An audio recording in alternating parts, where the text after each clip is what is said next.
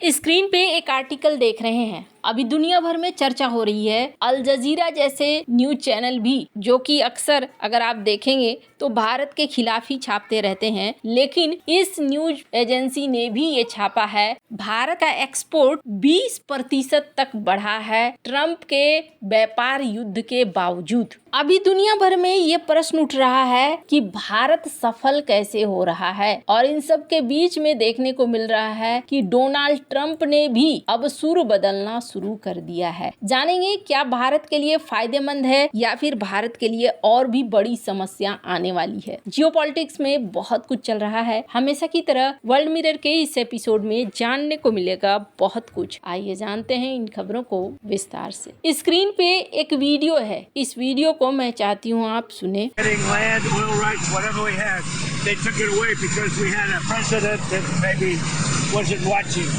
But they're not going to do that.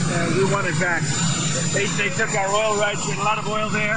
As you know, they threw our companies down, and we want it back. ये Donald Trump हैं, जिन्होंने इस बार एकदम सच बोल दिया। Venezuela को ये घेर रहे हैं। डोनाल्ड ट्रंप ने इस वीडियो में कहा कि वेनेजुएला ने हमारा तेल रोका, हमारी कंपनियां वहां से निकल गईं, हमें वो तेल चाहिए, वो हमारा तेल है। अब इससे आपको समझ में आ रहा होगा कि वेनेजुएला को क्यों घेरा जा रहा है, और एक नीति भी साफ साफ देखने को मिल रही होगी कि यहाँ वेनेजुएला या फिर कोई भी देश हो, उसको लेकर डोनाल्ड ट्रंप का सिद्धांत इस वक्त ऐसा है कि मुझे बस मेरा फायदा होना चाहिए, हमारे देश को पैसे मिलने चाहिए। और मैं अगर कहूँ तो ऐसा नहीं है कि डोनाल्ड ट्रंप की ये नीति पहली बार रही है। डोनाल्ड ट्रंप ने जब पहली पारी उनकी आई थी साल 2020 में, तब भी उन्होंने कई सारी नीतियां लाई थी। यहाँ तक कि WTO में भारत के खिलाफ विवाद भी चला गया था।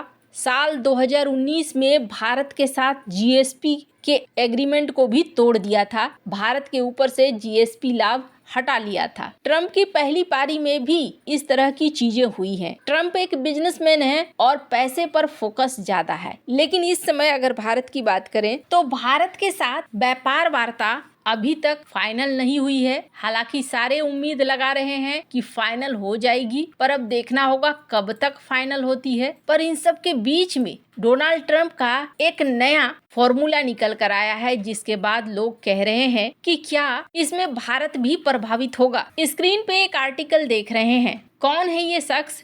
ये है जैकब हेलबर्ग। इन्होंने एक बयान दिया है पैक्स को लेकर, जिसको लेकर बड़े सारे बवाल मचे हैं। पर उस बयान से पहले मैं आपको बता दूं, डोनाल्ड ट्रंप एक नई नीति लेकर आ रहे हैं, और उस नई नीति में Donald Trump most favoured nation, इसके आधार पर दवाओं के मूल्य तय करेंगे। अब ये क्या चीज है? वैसे डोनाल्ड ट्रंप ने एक नई नीति लानी शुरू की है, जिसके तहत वो चाहते हैं कि अमेरिका में दवाइयाँ महंगी न हो। अमेरिका में दरअसल दवाइयाँ बहुत महंगी हैं। वहाँ एक ही दवा के लिए लोग हजारों लाखों रुपए खर्च करते हैं। डोनाल्ड ट्रंप, जो अब अमेरिका के राष्ट्रपति बन चुके हैं, वो पहले भी ये कहते थे कि ये गलत है। विदेशी देशों में यही दवाएं बहुत सस्ती मिलती हैं, लेकिन अमेरिका में कंपनियां ज्यादा पैसा वसूलती हैं। ट्रंप की नई नीति का नाम है मोस्ट फेवर्ड नेशन, यानी सबसे पसंदीदा देश। इसका आसान मतलब समझिए, अमेरिका में कोई भी दवा उतनी ही सस्ती होनी चाहिए जितनी दुनिया के किसी भी देश में सबसे सस्ती मिलती है। अगर कहीं और कम दाम है तो अमेरिका में भी वही दाम होना चाहिए। ट्रंप कहते हैं कि वे दवा कंपनियों और विदेशी सरकारों पर दबाव डाल रहे हैं। अगर कोई देश या कंपनी अमेरिका को सस्ती दवा नहीं देगी तो उन पर भारी टैक्स लगा देंगे। इससे दवाओं के दाम अमेरिका में 50%, 60% या इससे भी ज्यादा कम हो सकते हैं। अब भारत पर इसका क्या प्रभाव पड़ेगा?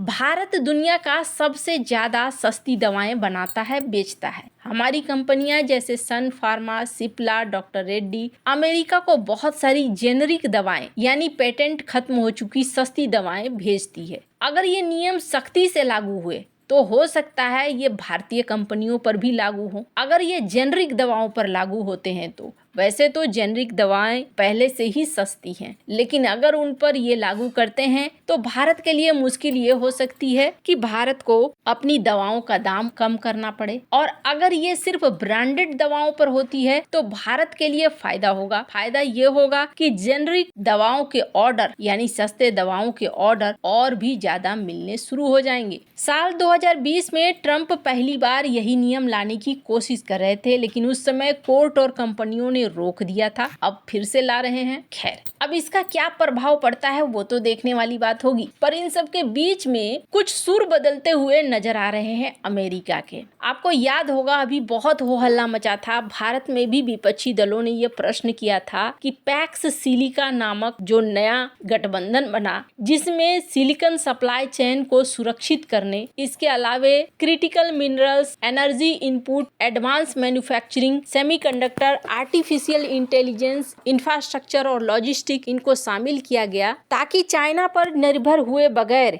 इन देशों के बीच सप्लाई चेन बहुत अच्छी रहे। उसमें अमेरिका है, जापान है, दक्षिण कोरिया है, सिंगापुर है, नीदरलैंड, ब्रिटेन, इजराइल, यूएई और ऑस्ट्रेलिया है, लेकिन भारत नहीं है। अगर क्वाड की बात करें तो भारत को छोड़कर सभी शामिल है। अब भारत इस शुरुआती समूह में शामिल नहीं है, जिससे अटकलें लगाई जा रही थी कि ये अमेरिका भारत संबंधों में तनाव, व्यापार विवाद या राजनीतिक मुद्दों के कारण हो सकता है। लेकिन अमेरिकी अधिकारी जैकब हेलबर्ग ने कहा कि भारत की गैर भागीदारी के पीछे बहुत अटकलें हैं, लेकिन मैं साफ करना चाहता हूँ कि अमेरिका और भारत के बीच व्यापार व्यवस्था की बातचीत सप्लाई चेन सुरक्षा चर्चा से पूरी तरीके से अलग है और पैरेलल ट्रैक पर है। हम इन दोनों को मिला नहीं रहे हैं। हम भारत को सप्लाई चेन सुरक्षा में एक अत्यधिक रणनीतिक संभावित साझेदार मानते हैं, उनके साथ सहयोग के अवसर का स्वागत करते हैं। हेलबर्ग ने जोर दिया कि ये पहल शुरुआत में सेमीकंडक्टर मैन्युफैक्चरिंग करने वाले देशों पर फोकस्ड है। भारत के साथ बायलैटरल सहयोग जारी है और दोनों देश एआई और इकोनॉमिक सिक्योरिटी पर गहरा सहयोग कर रहे हैं। वे फरवरी 2026 में होने वाले इंडिया एआई इम्पैक्ट समिट में हिस्सा लेंगे, जहां ठोस मील के पत्थर तय किए जाएंगे। खैर, अब अमेरिका ने यह साफ किया है कि नहीं भाई, उसमें भले ना हो क्योंकि वो सेमीकंडक्टर पर फोकस्ड था, लेकिन हम अलग से भारत के साथ बातचीत कर रहे हैं, अलग से हम कई एमओयू वगैरह साइन कर रहे हैं। खैर, अमेरिका दूसरा चाइना पैदा नहीं करना चाहता है और भारत को जितना दूर करने की कोशिश कर रहा है, भारत के लिए उतना ही अच्छा है, क्योंकि भारत फिर अपने पैरों पर खुद खड़ा हो रहा है और अपने लिए अपना सप्लाई चेन विकसित कर रहा है। आपको क्या लगता है इन सब मामले में? आपकी क्या राय है? कमेंट कर जरूर बताएं। जल्द मिलते हैं अगले वीडियो में नई खबर के साथ।